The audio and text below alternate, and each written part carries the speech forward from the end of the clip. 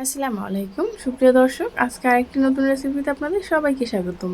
আজকে আমি তৈরি করে দেখাবো চকলেট পুডিং। এটা কিন্তু বাচ্চারা খুবই পছন্দ করবে, সাথে কিন্তু বড়রাও অনেক পছন্দ করবে।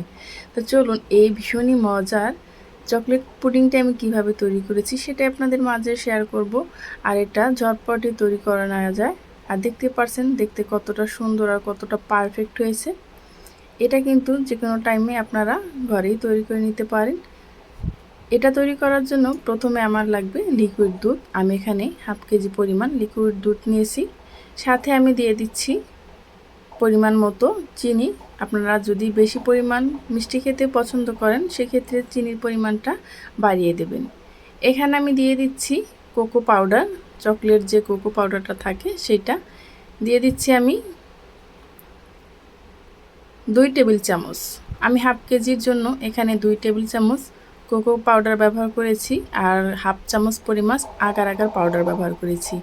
এখন এই ঠান্ডা দুধের সাথে আমি কোকো পাউডার এবং আগার আগারটা মিক্স করে নেব। অবশ্যই কোকো পাউডারটা খুব ভালোভাবে মিক্স করে নেবেন। একটু মিক্স করার সময় একটু সমস্যা হতে পারে। অনেকক্ষণ ধরে এভাবে করলে এটা খুব সুন্দরভাবে মিক্স হয়ে যাবে। এটা মিক্স হয়ে গেলে তারপর আপনি চুলার জালটা ধরিয়ে দেবেন। এটা কিন্তু গরম দুধে দিয়ে মিক্স করা যাবে না, তাহলে কিন্তু এটা খুব সুন্দরভাবে হবে না, দানা দানা হয়ে যাবে।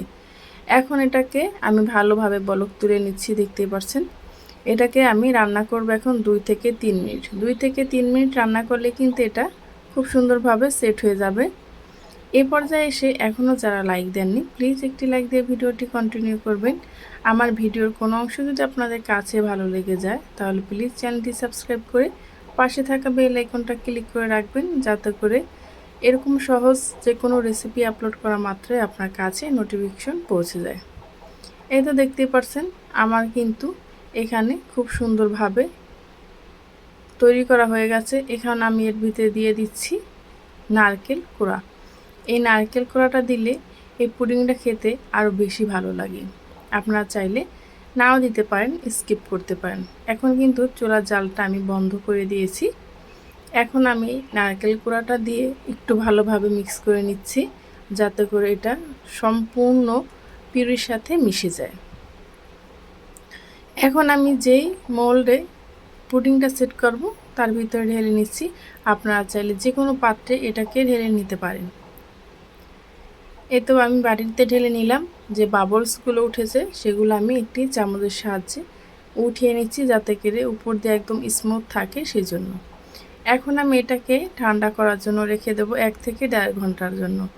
1-1.5 ঘন্টা এটা খুব সুন্দরভাবে জমে যাবে। চাইলে আপনারা কিন্তু ফ্রিজেও রেখে দিতে পারেন। তারপর এরকম যখন জমে যাবে এরকম হাতে হালকা চাপ দিলে কিন্তু এটা উঠে আসবে। অবশ্যই এই ক্ষেত্রে আপনাদের আগার আগার পাউডারটা একটু ভালো দেখেই নিতে হবে, তাহলে কিন্তু খুব সুন্দরভাবে এই পুডিংটা জমে যাবে। দেখতে পাচ্ছেন কত সহজে পুডিংটা হয়ে গেল। আর বাচ্চারা তো এই পুডিংটা পেলে মহা খুশি হয়ে যায়। বাচ্চাদের যে কোনো অনুষ্ঠানে কিংবা জন্মদিনও আপনারা এই পুডিংটা তৈরি করতে পারেন, বাচ্চারা পেলে খুব খুশি হবে। এখন আমি একটু নারকেল কোড়া দিয়ে উপর দিয়ে ডেকোরেশন করে নিচ্ছি দেখার সৌন্দর্যের জন্য। আপনারা চাইলে যে কোনো কিছু দিয়ে এটাকে ডেকোরেশন করে নিতে পারেন। দেখতে পাচ্ছেন কত সহজে কত সুন্দর পুডিংটা হয়ে গেল।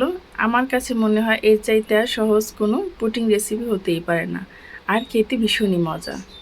তো এখন আমি আপনাদেরকে একটু কেটে দেখাচ্ছি এর ভেতরটা কতটা সফট আর কতটা সুন্দর হয়েছে। আমার এই পুডিং রেসিপিটা যদি আপনাদের কাছে বেশি ভালো লেগে থাকে তাহলে কাছের মানুষের কাছে শেয়ার করে দিতে পারেন, তাদেরকেও দেখার সুযোগ করে দিতে পারেন। এই পর্যন্ত আমার সাথে যারাই ছিলেন তাদেরকে জানাই অসংখ্য ধন্যবাদ। পরবর্তী ভিডিও নিয়ে আসা পর্যন্ত আশা করি সবাই ভালো থাকবেন, সুস্থ থাকবেন। আল্লাহ হাফেজ।